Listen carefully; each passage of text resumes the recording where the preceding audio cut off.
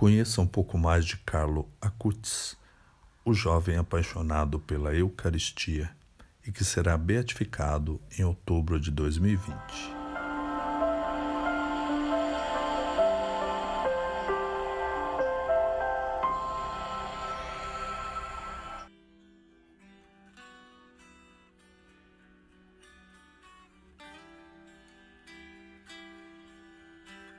E é um privilégio para nós aqui do Brasil, e quem está nos acompanhando também em alguns outros países, eu tenho certeza que tem pessoas aqui também de outros países, que está tendo essa oportunidade de falar diretamente com você que esteve tão próximo, está tão próximo, porque está morando em Assis, né, pertinho aí da família do Carlos, e tão perto do corpo, onde o corpo do Carlos está hoje. Então, seja muito bem-vindo. Essa live, ela é uma live mais reflexiva, mais de conhecimento mesmo, mais formativa, porque embora o Carlos seja já muito conhecido, ele ainda não é tão conhecido como deveria. Eu acho que deveria. E aí, pela proximidade da sua beatificação, próximo dia 10 de outubro desse ano, se Deus quiser, é bom que ele seja mais conhecido, né? Eu aprendi que quando a gente conhece a vida de um santo, São Francisco de Assis, ele dizia isso. Ele dizia, olha, é uma vergonha para nós apenas dizer o que os santos fizeram e a gente mesmo não querer fazer, né?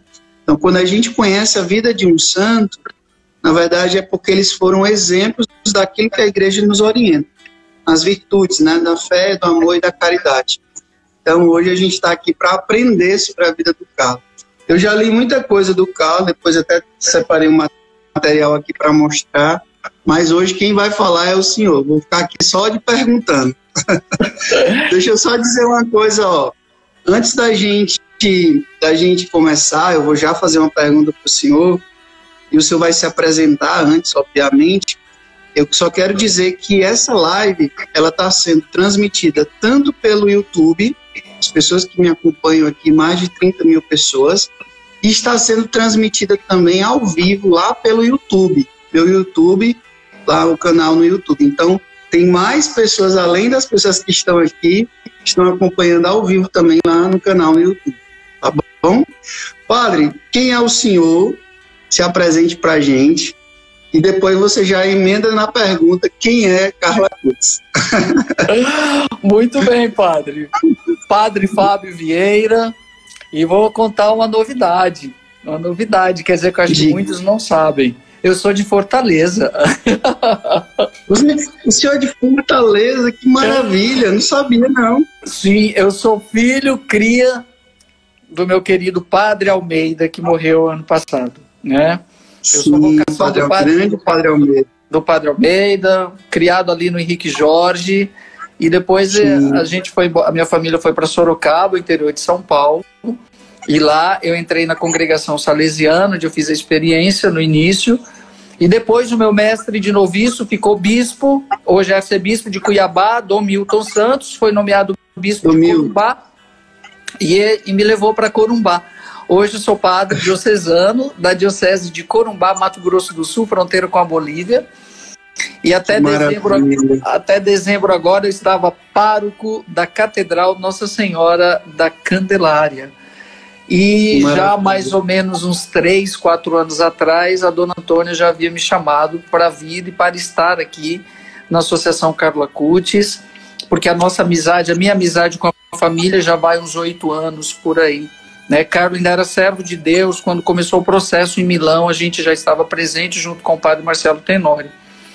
E a amizade começou e tudo foi acontecendo de tal forma que esse ano tudo aconteceu para que eu pudesse estar aqui. Eu pedi esse tempo sabático ao bispo, aí a dona Antônia ficou muito feliz, muito contente, vamos para cá. Mas já havia todo um processo de envolvimento antes. Tanto é que o milagre do Carlos acontece em Campo Grande, na paróquia São Sebastião, do meu querido padre Marcelo Tenório, que foi um dos protagonistas em divulgar a devoção ao Carlos no Brasil, né? E hoje estou aqui, né? e hoje estou aqui fazendo uma experiência riquíssima e profunda de beber da espiritualidade do Carlo, morando na casa dele. Meu quarto é do lado do quarto do Carlo Acutis, onde ele... Meu Deus do céu! Então tudo que o senhor toca aí é relíquia, né? Pois é, tudo que eu toco é relíquia. A própria família é uma relíquia, né? Porque a gente está todo dia junto, Santa Missa todo dia. Mas para o final eu vou dar o meu testemunho e a leitura que a gente fez de tudo isso, inclusive a própria... Padre, que maravilha! Eu sabia que o senhor estava morando em Assis e tinha proximidade com a família, mas eu não sabia que você morava na casa do Carlo. Na casa, do lado do quarto dele. Do lado do quarto. Uhum. Que bom. Sim, com a família. Eu estou aqui pela família, com a família. Que maravilha, que bom, padre. E quem é o Carlo Acutis? Diga pra gente quem é o Carlo Acutis. Digo com muito prazer. O Carlo, um jovem extraordinário no ordinário. Às vezes nós temos uma ideia de santidade, algo muito abstrato e algo longe. Não. A santidade se constrói na própria humanidade, no próprio ser. E Carlo era esse jovem que transbordava santidade no seu dia a dia, na sua vida, nos seus afazeres, no seu jeito de ser encantador, né? E transcendia. Eu costumo falar, ainda hoje, esses dias a gente estava conversando com a dona Antônia, o Carlo vivia na terra, mas não estava na terra, o Carlo já estava no céu. O Carlo fazia da terra o seu lugar onde o Carlo era transcendente. Era como se ele estivesse e não estivesse. É muito interessante que só depois que passa tudo é que a gente começa a fazer a leitura das coisas, como a própria família. Porque o Carlo foi santificando e convertendo a própria família. Tudo muda a partir dos seus 7 anos, quando o Carlo faz a primeira comunhão. E a partir daí, Carlo, não falta mais a missa. Porque Carlo descobre que a Eucaristia é a sua autoestrada para o céu. Outro dia, eu gosto de falar esse ponto, porque muitas vezes, por que autoestrada para o céu? Por que Carlo disse isso? Carlo fez a primeira comunhão com 7 anos de idade. E é um detalhe que a gente deve colocar também, meu querido, Carlo tinha ciência infusa. Porque, veja bem, uma criança que com menos de 10 anos de idade pega todos os livros científicos de quem está fazendo doutorado ou mestrado em ciência da computação, da informática, e consegue compreender tudo ao ponto de montar e desmontar um computador e fazer do computador o seu modus operandi de santidade, porque Carlos estava no computador, mas estava descobrindo, estava buscando. Quando se percebe, Carlos prepara uma amostra eucarística, ele pesquisou mais de 200 e tantos milagres eucarísticos e deixa tudo pronto. A história de Nossa Senhora, os santuários marianos, impressionante. Como que Carlo conseguia fazer a leitura. Carlo falava o grego, o latim, o hebraico, sem nunca ter ido numa escola para estudar tudo isso. Ou seja, era um jovem autodidata. E uma curiosidade para todos que estão nos vendo, quando começou o processo do Carlo, a primeira coisa que foi apreendida do Carlo foi o computador. A primeira coisa que a comissão, né, da postulação... Primeira relíquia, né? Não, mas sabe para quê? Para fazer uma varredura e em nada, absolutamente nada, desabona o Carlo. O Carlo nunca entrou em um site ou uma coisa que o desabonasse a sua pureza, a sua moral. Louvado seja, né? Aí, meu querido, eu me pergunto, né, diante disso, se nós pegássemos os computadores e celulares de todos os jovens do mundo hoje para fazer uma varredura, o que seria? Melhor nem falar. Ou seja, Carlo, no seu tempo, faz o extraordinário. Faz o extraordinário, mas no ordinário da vida, normalmente. Mas só... Então, voltando ao ponto, Carlo, quando faz a primeira comunhão, sua vida muda. E ele diz que a Eucaristia é a estrada para o céu. A autoestrada para o céu. Por quê? Porque no pensamento do Carlo, quando a gente vai pela autoestrada, é a via mais veloz para a gente chegar no lugar, no destino onde a gente quer. Então, para se chegar ao céu, a forma mais rápida é a Eucaristia, não tem outra coisa. Para o Carlos, a base da sua espiritualidade era essa. Aí outro dia eu estava conversando com ele foi logo pro principal, né, padre? Foi logo pro principal. E eu acho que é isso justamente que faz com que nós, padres, nos encantemos com o Carlos, porque muitas vezes quantas vezes nós somos, às vezes, relaxados com a própria Eucaristia? Meu Deus do céu, que coisa, que pecado, esse grande dom. Por isso que Carlos gostava tanto dos padres, porque eles tinham nas mãos essa graça de fazer acontecer esse grande milagre. Aí, o que eu estou querendo dizer é que eu estava com meu amigo Roberto fazendo a tradução e, peraí, para o Carlos, aqui na Itália, as autoestradas, que são as rodovias, elas realmente são velozes. Mas no Brasil, o Carlos ia dizer, porque as nossas rodovias são cheias de buraco, as nossas rodovias são lentas e você mal chega onde você quer chegar. Aí, e agora, como que a gente traduz isso? Peraí, no Brasil tem a via expressa, tem as vias expressas que são isoladas. Então, a Eucaristia é a minha via expressa para o céu no Brasil, é rodovia. Mas se bem que existe a expressão em italiano também, via expressa, né? Mas para dizer, o sentido é esse. A forma mais rápida de se chegar ao céu é com a Eucaristia. É com a Eucaristia. Esse é um pilar. Esse é um pilar que faz a espiritualidade do Carlos. Isso acontece depois da primeira comunhão. E Carlos faz a crisma aos 11 anos, olha que interessante, né? Então, assim, e depois da primeira comunhão, aí entra um outro elemento, meu querido, muito importante. Ele passa a questionar a própria família, teologicamente, em algumas coisas. Ele começa a provocar. A mãe é que sente mais isso. Tanto é que Dona Antônia passa a estudar teologia para responder as coisas, porque ela não sabia de onde o cara tirava tanta pergunta profunda teológica. Né? Ou seja, começa o processo de mudança, né, da própria família a partir da mãe, que claramente ela diz que o próprio filho a converte porque ela era aquela mãe católica, a família toda católica, mas ela era da missa, cumpriu o preceito, fez a primeira comunhão, a crisma, casou e pronto. E Carlos provoca. Ou seja, a santidade primeiro do Carlos envolve a própria família e depois transcende para os outros. O mais difícil de evangelizar é dentro de casa, né? Porque dentro de casa todo mundo nos conhece na nossa informalidade. Isso que o senhor está falando é muito interessante. Quando eu tive a graça de estar aí e conhecer o túmulo onde está o corpo do Carlos, a irmã Francesca, que é uma irmã brasileira, cearense também, que era responsável de guiar os peregrinos dentro do santuário da expoliação, onde está o Carlos, ela disse que conversando com Dona Antônia, que é a mãe do Carlos Acutis, ela dizia que a mãe dele dizia para ela que ele, quando ela comprava algum produto muito caro, tipo uma coisa que fosse 50 euros, alguma coisa, o Carlos reclamava.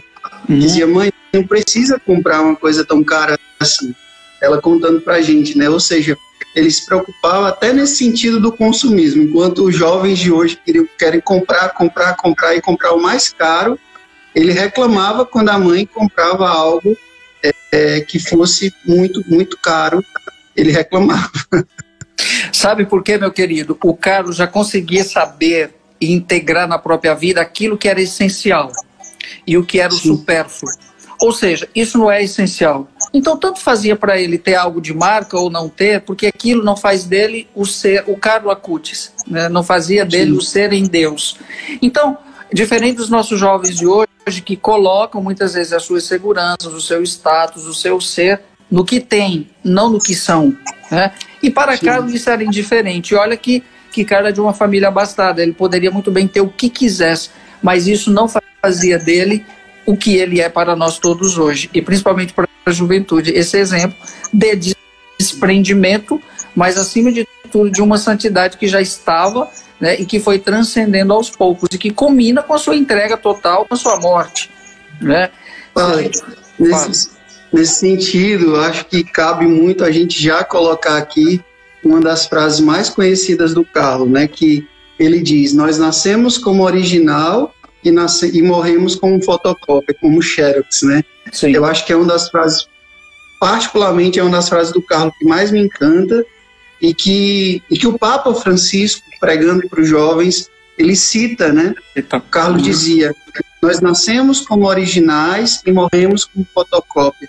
É exatamente isso que o senhor está falando. Ele buscar a autenticidade dele. Ele não precisar imitar ninguém.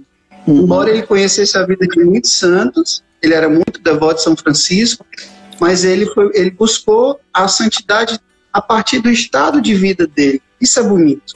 Bom, já que você citou, eu tenho que dizer que era o santo preferido de Carlo, era São Francisco, e Assis não entra por acaso na vida de Carlo, porque a família mora toda em Milão. Só vocês saberem, Carlo nasce em Londres, na época o pai a trabalho, eles moraram 5 anos em Londres, e Carlo nasce em Londres, dia 3 de maio de 91. E depois eles retornam para Milão.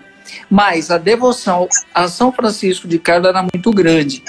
E quando ele vai a primeira vez e quando ele vai a Assis, ele se encanta, e é para lá que ele faz com que a família mude, né?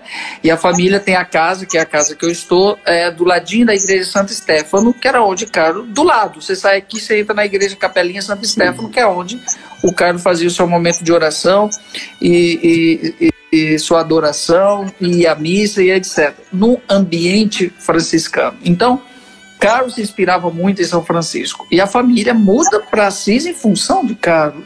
E tudo começa a mudar. Por que São Francisco, né?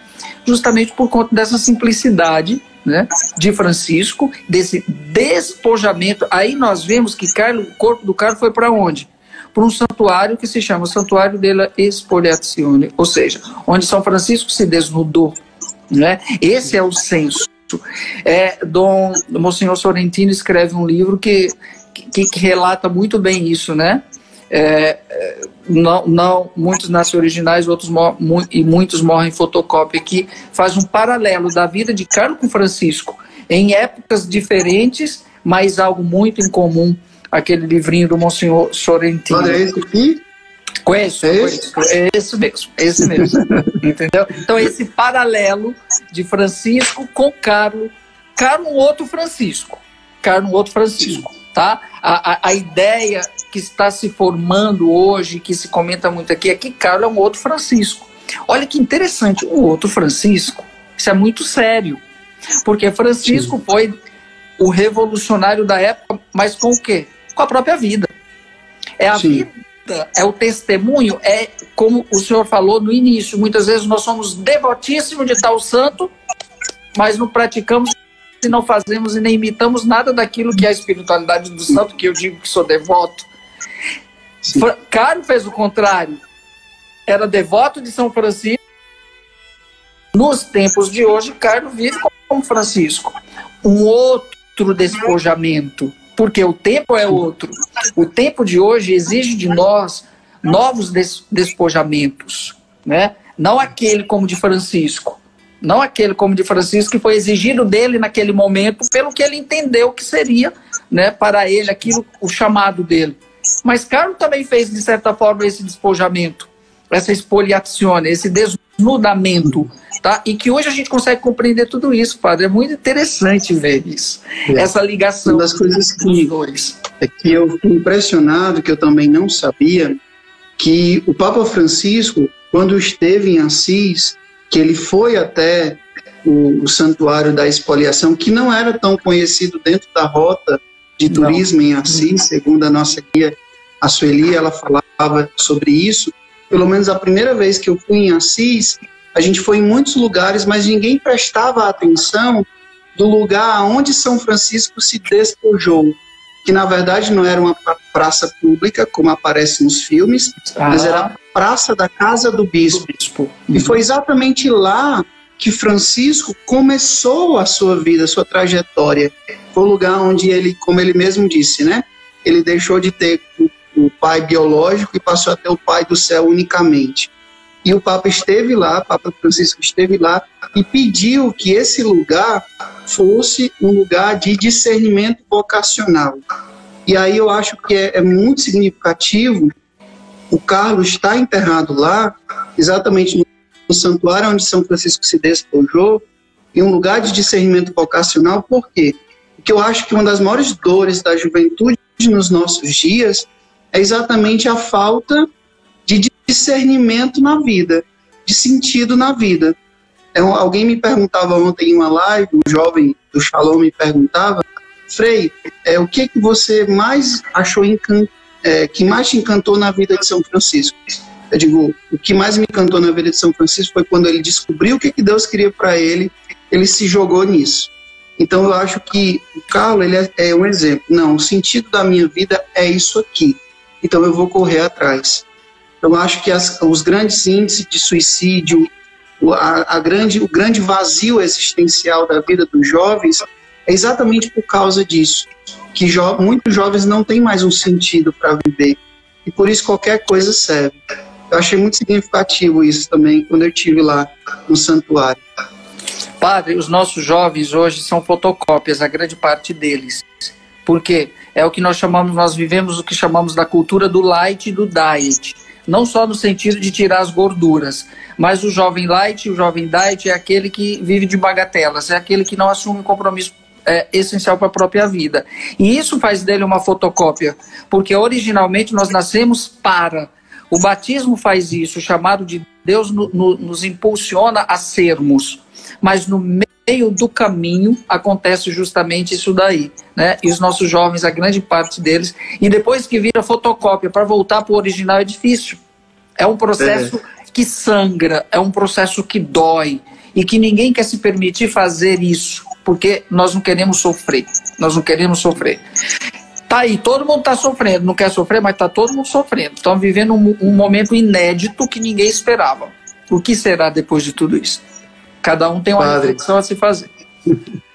Sobre essa questão do sofrimento, da dor, ontem eu comecei a ler a mais nova biografia do Carlos, que foi lançada aqui no Brasil, do padre Ricardo Figueiredo, né, que não eu, mas Deus, é uma frase do Carlos. Eu comecei ontem e já estava quase na página 30, assim, uma leitura só, uma leitura muito, muito gostosa, em que o padre, ele é um padre português e foi traduzido para o português do Brasil. Era do português de Portugal. E uma das coisas que mais me encantou, que eu não sabia, é que ele conta um relato, testemunho, dos médicos e dos enfermeiros que estavam cuidando do Carlos nos últimos dias da vida dele. Ele foi no hospital, o Carlos morreu de uma leucemia que causava muita dor a ele, né? Algo muito sério. E os médicos chegavam e perguntavam, né? Você está bem? E ele dizia, tô. Certamente tem pessoas piores do que eu. Quando alguém perguntava, uma enfermeira falava, né? Você está bem? Ela disse que ele nunca deixava de responder antes com um sorriso. Ele sorria e respondia. Gente, uma pessoa que estava no estado que ele estava, sentindo muitas dores, e ele nunca deixava. Às vezes queriam perguntar, você quer que chame a sua mãe? E ele dizia, não, ela está cansada. Eu acho assim, isso impressionante para um jovem de 15 anos.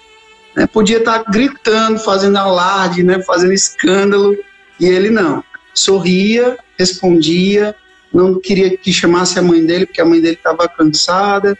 Quando os médicos perguntavam se ele estava sentindo dor, ele dizia que tinha pessoas que sofriam mais do que ele. Como é que pode, né? Um jovem chegar a esse grau de maturidade?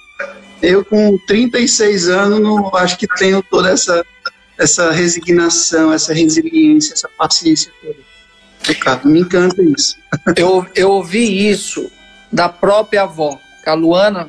A gente convive aqui todo dia, ela ficou o tempo todo, era ela e Dona Antônia, revezando, né, com o Carlos, nos 3, 4 dias que ele ficou. Porque realmente foi uma doença muito, muito severa, um derrame em todas as veias. Quando o Carlos morre, ele sangra, ele transpira sangue. Né? Eu vi o vídeo, né, que é privado, do Carlos assim, que morre, e ele ficou todo roxo, todo o sangue saiu pelos poros, né? Então assim ficou desfigurado, um negócio interessante.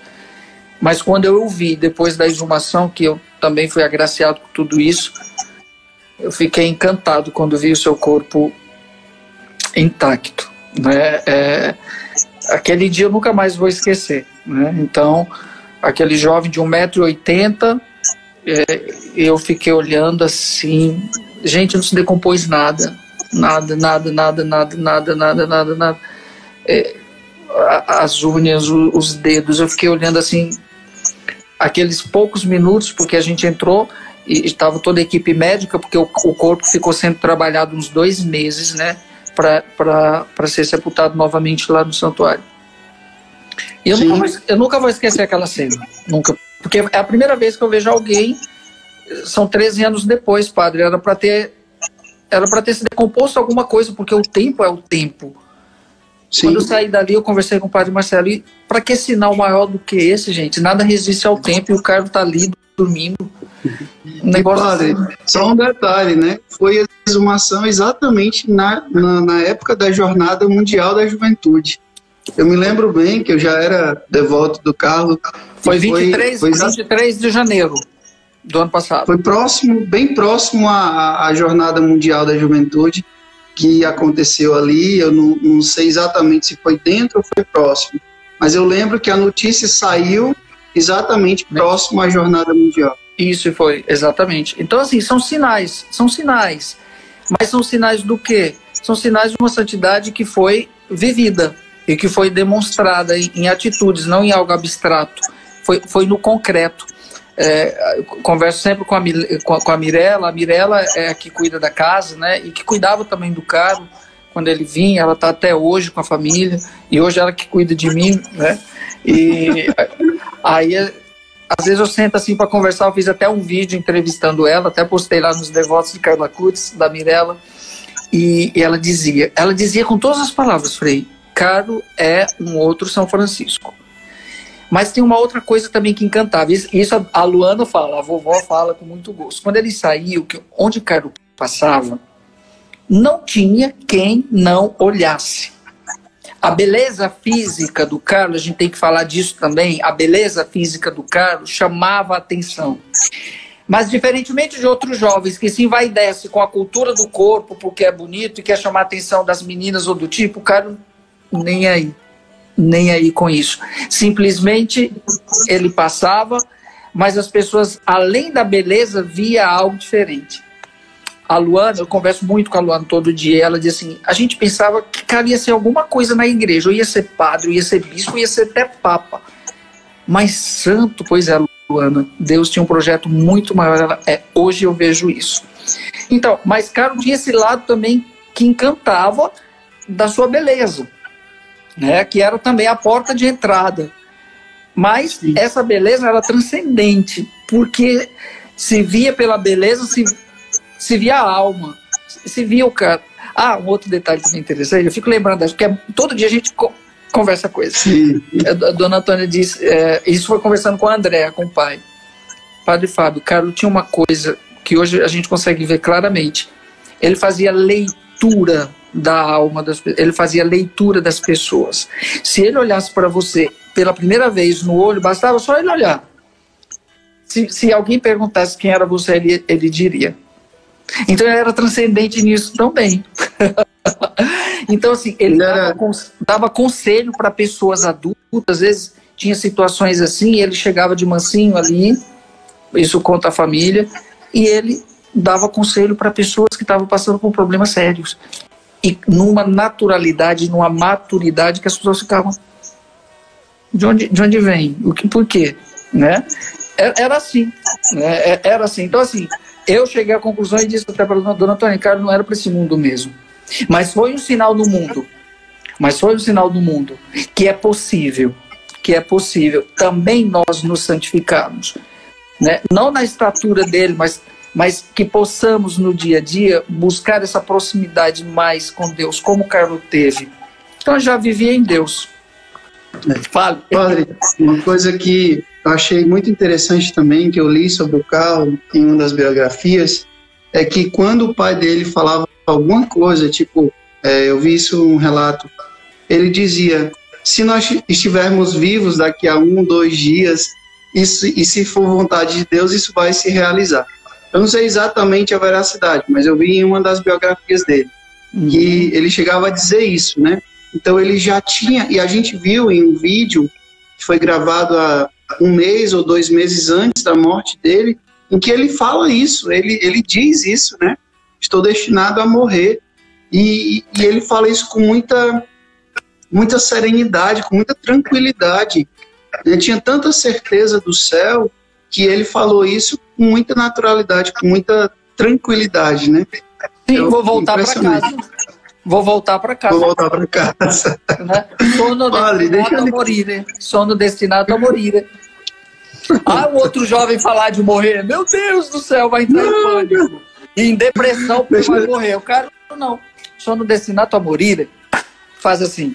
Padre, deixa eu lhe perguntar uma coisa que eu acho que muita gente quer saber. Como é? Porque, assim, a gente sabe que a igreja ela é muito criteriosa. Ela é muito criteriosa. E eu, conversando outro dia com a Sueli aqui, numa live que a gente está organizando, com a graça de Deus, de estar presente na beatificação, a gente fez uma live só sobre a nossa viagem no ano passado, em outubro do ano passado. Foi uma coisa incrível. Depois eu posso partilhar um pouco como foi minha experiência com o Carlos, né? E eu quis, quando eu fui a Assis, eu disse, olha, nem que eu vá sozinho, por favor, Sueli, nem que eu vá sozinho, mas eu quero em Assis e com você me leve aonde está o corpo do Carlos. E aí ela organizou tudo, né? E por graça de Deus, nesse tempo de preparação para a peregrinação, o corpo do Carlos foi exumado, foi levado para a Basílica, e o dia que nós estaríamos lá era exatamente o dia em que ele estaria fazendo 13 anos da morte.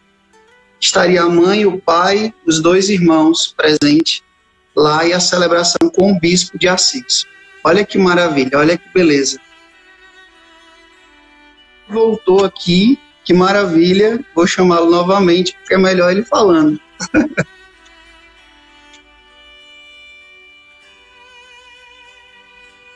Voltei.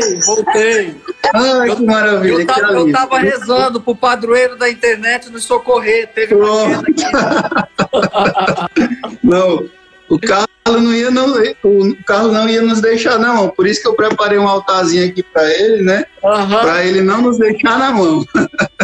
Carlos está sendo chamado aqui na Europa de o cyber apóstolo ou o influencer de Deus, né? Dona Antônia falou assim, esse negócio de influência não é muito legal, mas já que é positivo, que Carlos seja o influencer de Deus. Não, se tem influenciadores para coisas ruins, tem que ter influenciador para coisa boa também. Com certeza. Padre, deixa eu lhe dizer uma coisa. Que bom que o senhor voltou, obrigado, tá? E mesmo que a nossa internet caia, se o senhor tiver com tempo, a gente volta para cá, porque o pessoal tá aqui, ó, mais de 100 pessoas o tempo todo, e a minha tarde é sua e do Carlos hoje, tá? Deixa eu dizer uma coisa. Tem 2 perguntas interessantes que o pessoal colocou assim que eu voltei nos comentários. Primeiro eu quero explicar para as pessoas o quê? Eu desativo os comentários exatamente para melhorar a conexão e não ficar cortando. Não é porque eu não quero que vocês fiquem compartilhando, não, assim, participando.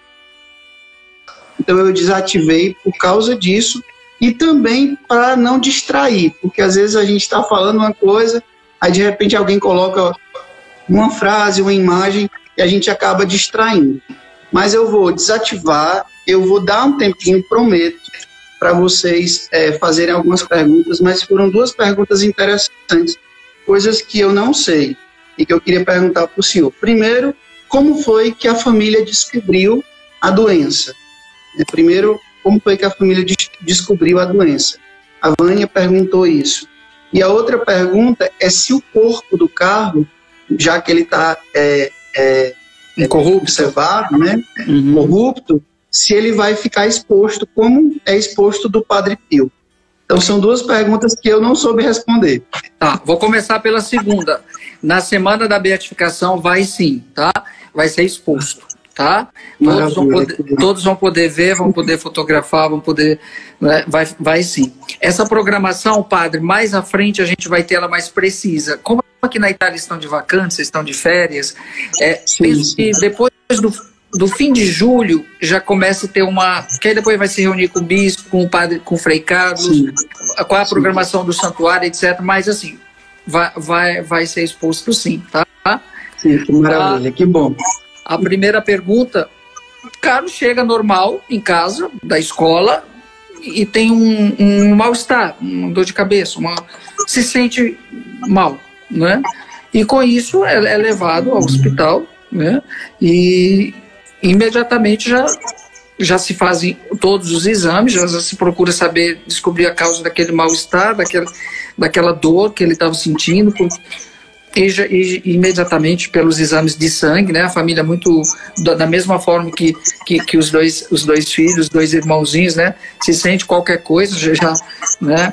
É uma família que cuida muito, e aí já foi detectado, né? Não existia remédio nenhum, não existia nada, porque a cada 1 bilhão uma pessoa é atacada desse tipo de leucemia que não tem cura, né? Realmente não tem cura. E, então assim, foi voltando de casa, sente-se mal, leva e em 3 dias morre. Então assim, é tudo muito rápido. Nesse livro aqui, eu comecei a ler, que eu falei para o senhor, tem uma nota de rodapé do padre, que ele fala, que ele detalha esse tipo de leucemia, né, que chama leucemia tipo M3. E ele diz uma coisa muito interessante, que ele disse que era muito comum nesse tipo de leucemia, febre, cansaço, falta de ar, hemorragias, infecções. Então, certamente, o Carlos sentia muita dor. Sim. Ele detalha aqui que... e ele fala também, ele detalha com uma nota de rodapé, falando que é uma doença muito rápida. Do dia que o Carlos, souberam que o Carlos estava doente, até ele falecer, foi quanto tempo? 3 dias. 3 dias. 3 dias. 3 dias. Meu Deus. 3 dias. No prazo de 1 semana, Carlos morre. Entendeu? Assim, pro pico da doença são 3 dias. Imagina as tuas veias explodindo. Imagina que dor. Você sentir tudo dilatando, tudo explodindo. É um negócio assim... Não tem como dizer, né? Só ele sentiu. E ele teve a graça, né, de estar no hospital e receber o sacramento, né, receber a unção dos enfermos. Chegou a receber a Eucaristia também, padre? A Eucaristia, penso que sim, porque ele o tempo todo estava consciente. Só no último dia, que já nos últimos momentos, ele recebeu tudo. O pároco dele aqui de Milão fez tudo. Inclusive, o pároco do Carlos teve coronavírus e foi curado. Louvado seja Deus, que beleza. Padre, uma outra coisa que eu não posso deixar de perguntar para o senhor. Eu sei algumas coisas, mas eu queria perguntar para aperfeiçoar. Eu soube de algumas entrelinhas, quando a gente esteve em Assis, foi exatamente no dia também da beatificação, da canonização da Irmã Dulce. Então nós saímos de Assis para Roma, para participar da canonização da Irmã Dulce, e voltamos para Assis. E nessa viagem foram algumas capuchinhas com a gente, inclusive a Irmã Francesca, que é daqui do Ceará e que morava, não sei ainda se ela está aí, no santuário, cuidando, né, do santuário, cuidando do túmulo, né, do lugar onde está o corpo do Carlos. E daí, na viagem, ela ficou do meu lado, então eu aproveitei e fiz um monte de perguntas. E aí ela me falou que a mãe do Carlos falava da devoção dele à Nossa Senhora. Sim. Disse que ele mesmo diz, né? Ele mesmo disse que Nossa Senhora foi a única mulher da minha vida. Agora imagina um jovem, bonito, rico, e tinha tudo, né, para poder ter todas as garotas que quisesse, e super antenado também, né? Porque o cara que desenvolvia programa de computador, o cara super evoluído nesse sentido, deveria chamar muita atenção. E ele disse, Nossa Senhora foi a única mulher da minha vida. A única mulher da minha vida. Então, a devoção que Carlos tinha a Nossa Senhora. Eu sei que ele tinha uma devoção particular à Nossa Senhora de Fátima, chegou aí ao santuário. Sim. E ela dizia que a mãe do Carlos falou para ela que ele costumava fazer uma coisa estranha. Não sei se é verdade, vou tirar agora as conclusões, né? Disse que ele normalmente estava caminhando assim e soltava terço na rua, ou então deixava terço em algum lugar. E aí a irmã dizia que, mas Carlos, você deixou cair seu texto. Não, deixa que se alguém encontrar é porque essa pessoa está precisando. Ele disse que a mãe dele contou isso para ela e eu achei super interessante. E comecei a fazer isso, viu, também. Começar a deixar texto assim. É verdade, parece. Sempre saía com o rosário, Carlos. Sempre. Até na bicicleta ele colocava um.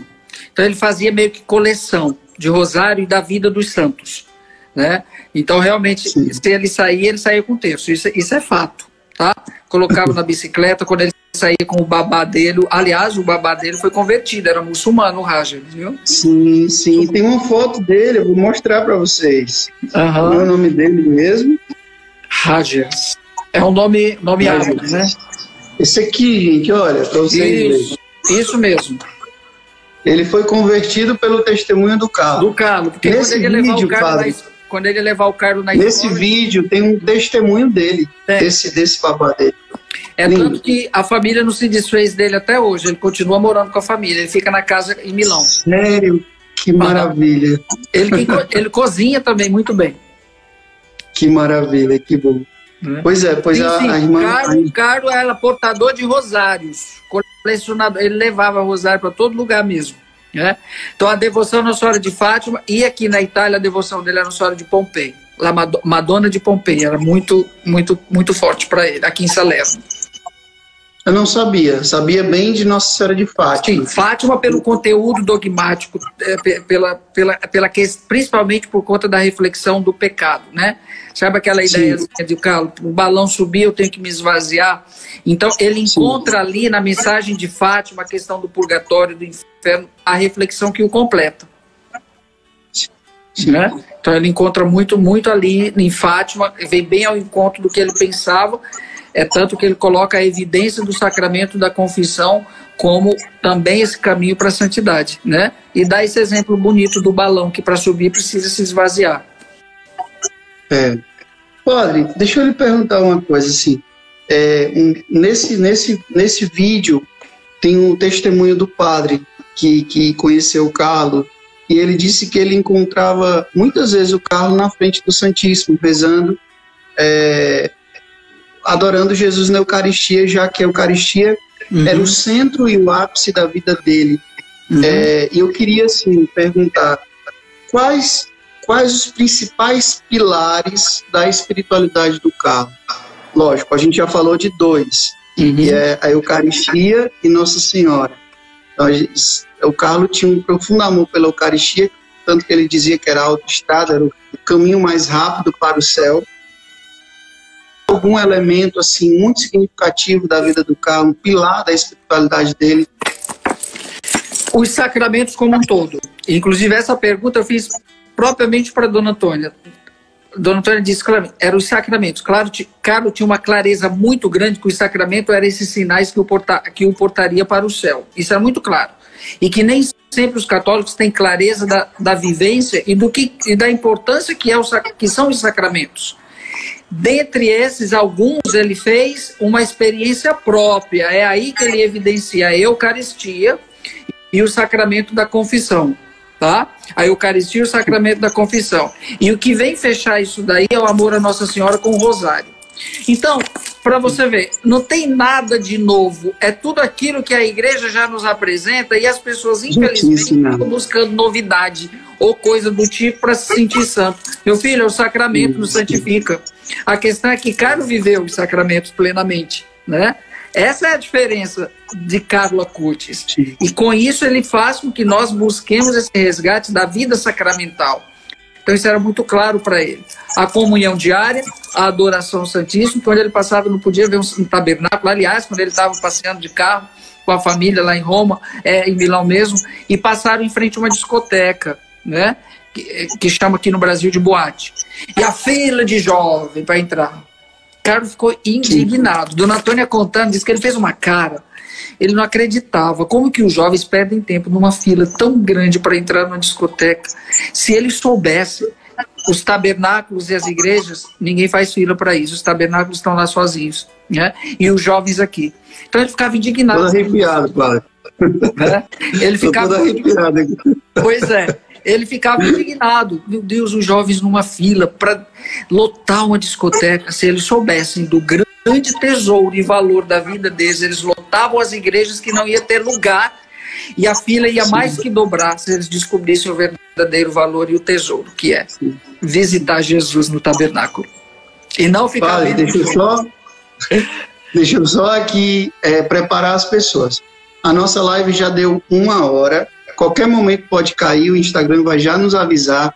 Mas você que está aqui com a gente está quase o tempo todo com 130 pessoas, mais de 130 pessoas o tempo todo.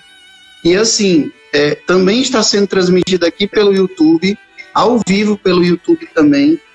E assim, você não pode deixar, mesmo que a live caia, a gente vai voltar, a gente vai dar um tempinho para vocês voltarem, porque eu disse para o padre que eu ia fazer uma pergunta que eu estou muito curioso. Ele não me contou, mas qual foi a experiência pessoal dele com o carro? Ele está falando muito sobre o carro, mas qual a experiência pessoal do Carlos, né, que ele teve com o carro?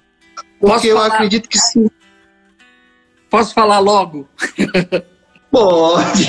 Então, se cair, a gente volta, tá bom? Se cair, a gente volta. Sabe por que eu vou falar logo? Porque eu tenho uma outra live com outra pessoa agora. Ah, tudo bem. Então fala, padre. Fala aí. Há 8 anos que eu começo esse caminho com o Carlos, junto com meu irmão, o padre Marcelo Tenório. O padre Marcelo Tenório já chamava o Carlos de amigo, muito mais rápido do que eu. E eu sempre o acompanhando. E fui me envolvendo com a família. E quando começou o processo da canonização, que abriu o tribunal lá em Campo Grande, quando aconteceu o milagre em Campo Grande, eu fui escolhido para ser o portador até o Vaticano. Então, por 2 vezes, eu venho à congregação pela Causa dos Santos, com a família, com a equipe, etc., portando o processo, voltando, com as recomendações, e fui me envolvendo. Na minha paróquia, eu também comecei a desenvolver a devoção ao Carmo. Mas quando começou o convite da Dona Antônia para eu estar aqui, eu comecei a ver que tinha algo mais forte, que Carlos estava me chamando. Mas eu ainda não estava entendendo direito ainda. Pároco lá na catedral, tanto trabalho, não podia sair ainda. Quando de repente, logo depois que eu vi o corpo dele, depois dali, ali eu decidi, eu venho para Assis, eu vou deixar tudo e vou vir. Aí em junho eu venho novamente. Eu fui em março ver o corpo e vim em junho novamente. Aí eu dei a resposta para a Dona Antônia. Aí começamos a preparação. Eu vou dizer qual foi uma experiência mais profunda agora. Isso foi se construindo, mas era Carlos fazendo as coisas, me puxando. Quando cheguei aqui, com 1 mês e meio, meu filho, o mundo para com a pandemia. O mundo parou. Você não imagina, Frei, o Brasil não soube o que é uma quarentena. Vocês não têm noção do que é uma quarentena de verdade. O que nós vivemos aqui na Itália. E eu não imaginava que eu estava passando por esse sofrimento também. Tudo fechou. As igrejas fecharam. Não tiveram mais missas nem nada. Aí sabe o que acontece? Carlos não deixou a família dele sem Eucaristia. Eu estava ali. Então, até hoje, e todo esse momento da quarentena, era Santa Missa todo dia que nos sustentava. Ainda hoje eu falava para a Nona. Nona, nós nunca vamos esquecer. Vai ficar marcado na minha vida para sempre. Essa pandemia, esse momento da quarentena, Carlos me trouxe do Brasil, me arrastou da minha diocese, de tudo, e me deixou junto com a família dele para não deixar a família dele sem Eucaristia. O mundo ficou sem Eucaristia, mas a família do Carlos não ficou. E quando no dia foi Carlos, aí eu entendi tudo. Mas nos momentos de dor, de solidão, eu sentia a porta do quarto do Carlos bater. Eu sentia um movimento, era ele me sondando. E eu sinto que esse momento da vivência da Eucaristia, como hoje, antes de vir aqui para sua live, eu já celebrei com a família, Frei, você não tem noção o amor deles pela Eucaristia, quando eu estou celebrando junto com eles. Que alegria, que felicidade ter um padre dando a Eucaristia para eles. Então, a minha experiência mais profunda com o Carlos foi ser adotado pela família esse ano. Eu também me emociono com isso, porque eu fui fazer uma leitura disso depois, e foi a Dona Antônia que falou isso para mim. Padre Fábio, foi Carlos. nós não ficamos sem Eucaristia, né? Porque o mundo ficou e nós não. Então essa foi a minha experiência mais profunda como padre. Uma família, né, como tantas famílias, tem um padre dentro de casa para presidir a missa todo dia, só pode ser um milagre, com certeza. Só pode ser um santo da Eucaristia para fazer isso, né, meu querido? Então, com certeza. E assim se fecha o ciclo e eu fui compreender tudo. Amém. Tudo. Então, assim, eu sou privilegiadíssimo. Eu não serei mais o mesmo depois de tudo isso. Quando voltar para casa, para minha diocese agora, eu já não sou mais o mesmo. Sim. Algo mudou profundamente. Então, assim, eu experimentei e experimento todo dia o que é essa rodovia para o céu. Entendeu? E que eu quero poder fazer que as pessoas entendam. O Instagram está dizendo aqui que a live vai terminar em 23 segundos. Eu queria que o senhor desse uma... material aqui. Eu fui mostrando ao longo da minha fala junto com o padre, mas eu já mostrei esse livro aqui da Paulinas, tá? Livraria Paulinas, essa biografia do Carlo. O documento Cristo Vive, do Papa Francisco, em que no número... deixa eu ver aqui para vocês. O Papa fala, eu fiquei impressionado, né? O Papa fala sobre o Carlo. Olha só, no número 104, olha só, o Papa fala sobre o Carlo Acutis, nesse documento, né? Cristo Vive, que ele escreveu para a juventude, ok? Esse livro aqui, original, não fotocópio, do Bispo de Assis, que ele fez um paralelo entre a vida de Carlo Acutis e a vida de São Francisco, tá ok? E esse livro aqui, que é um livro em italiano, Um Gênio da Informática no Céu, e esse vídeo, A Minha Autoestrada para o Céu. Esses dois aqui vocês não vão encontrar aqui em português, só tem italiano, assim como esse também só tem italiano.